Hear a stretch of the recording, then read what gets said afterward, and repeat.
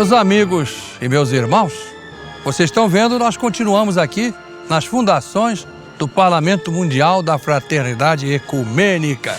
E expliquei por que é fraternidade ecumênica. É no sentido de universal, mas o universalismo da fraternidade verdadeira.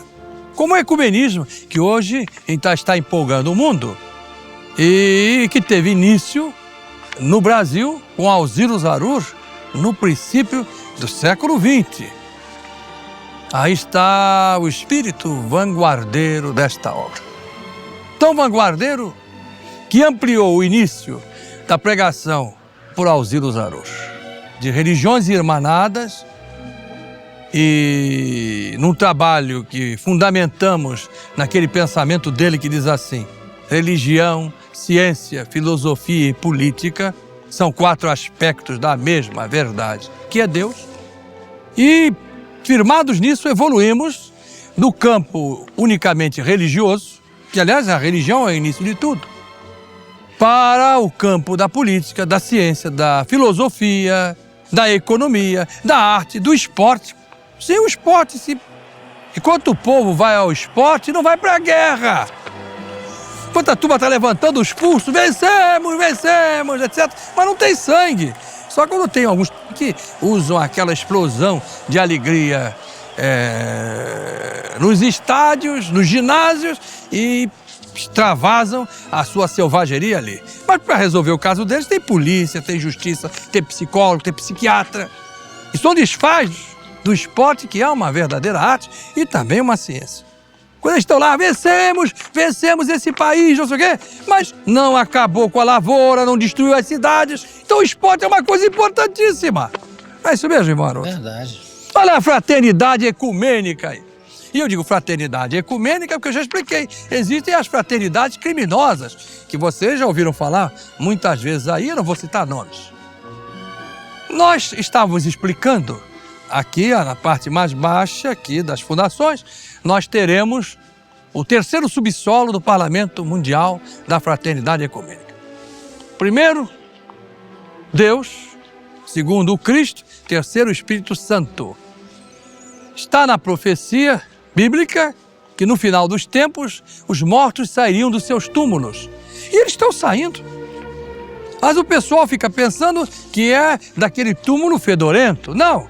O que vai ressurgir no julgamento final, usemos essa palavra tradicional, é o espírito. A carne é a vestimenta. Para que serve? Guardar uma vestimenta de milhares de anos. E quando Jesus disse que Deus é espírito, então Deus vai fazer ressuscitar aquilo que nós temos dele, quer dizer, nosso espírito. Eles estão ressurgindo realmente dos túmulos. A ressurreição é do Espírito, porque diz o Cristo, a samaritana, Deus é Espírito. Nós fomos criados à imagem e semelhança de Deus, explicava Zarur, em Espírito. E mesmo aqueles que consideram o Espírito apenas uma expressão mental, o que esses homens desejam para o mundo? A vitória do Espírito, quer dizer, do conhecimento intelectual, do conhecimento da mente. Até nos abraçamos. Quando existe fraternidade, encontramos sempre os pontos em que somos obrigados a nos abraçar. Porque se não nos entendermos, nós vamos destruir a nossa casa. Você pensa que a sua casa é o apartamento que você mora? Ou barraquinha que você é obrigado a ficar pela perversa distribuição econômica que ainda existe no mundo? Não. A morada coletiva nossa é o planeta Terra. E a morada do nosso espírito é o nosso corpo. Não é? Bias, vocês conhecem aquela história, era um dos 7 sábios da Grécia, Bias. Ele teve que fugir da cidade onde estava. Quando ele saiu, o pessoal, Bias, você tá aí, não está levando nada. Eu digo, não, o que é meu eu carrego comigo. Quer dizer, o espírito, a inteligência, a consciência. Eu tenho o espírito não como uma projeção da mente. Mas se você vê o espírito como uma projeção da mente, como intelecto, o resultado de uma química milagrosa no seu cérebro, está bem. Porque você vê a mente como uma grande realização. Eu também vejo como uma grande realização. Só que é apenas a expressão de uma coisa mais poderosa, imaterial, portanto, que não se desfaz, que é o Espírito. Parlamento Mundial da Fraternidade Ecumênica, aqui. Deus, o Cristo, o Espírito Santo. O primeiro, o segundo e o terceiro subsolo. Um milagre, para usar a terminologia humana, vai se realizar aqui. Porque não é um ecumenismo apenas entre as criaturas humanas, mas entre as criaturas da terra e as criaturas espirituais que existem. Os laboratórios já estão chegando lá. Aqui está o nosso irmão Antônio Haroldo Franco da Rocha, que é o chanceler da religião de Deus.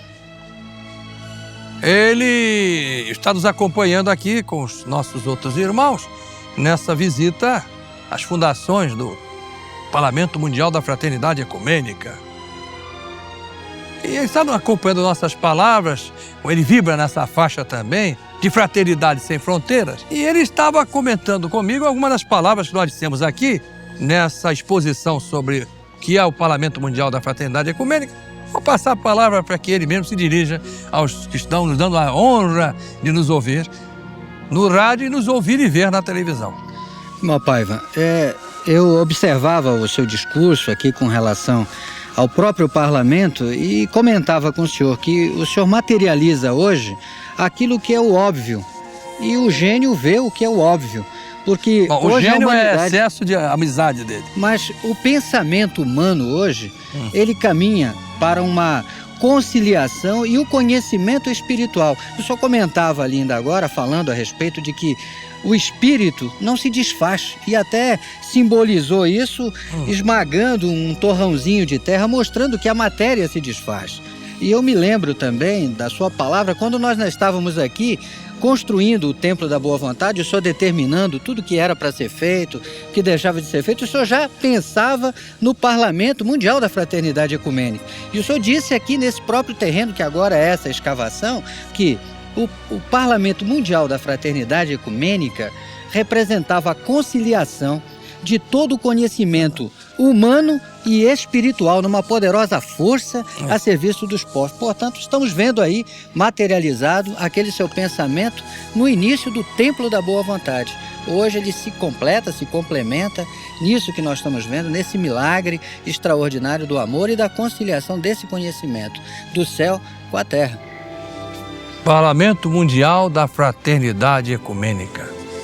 Um milagre de amor que está se corporificando na terra, graças à fé realizante dos homens e mulheres, jovens e crianças da boa vontade de Deus, que se encontram em todas as crenças e descrenças do mundo, e partidos políticos, ideologias e times de futebol em toda a parte. Que, como dizia Henry Ford, a boa vontade é a maior força da vida.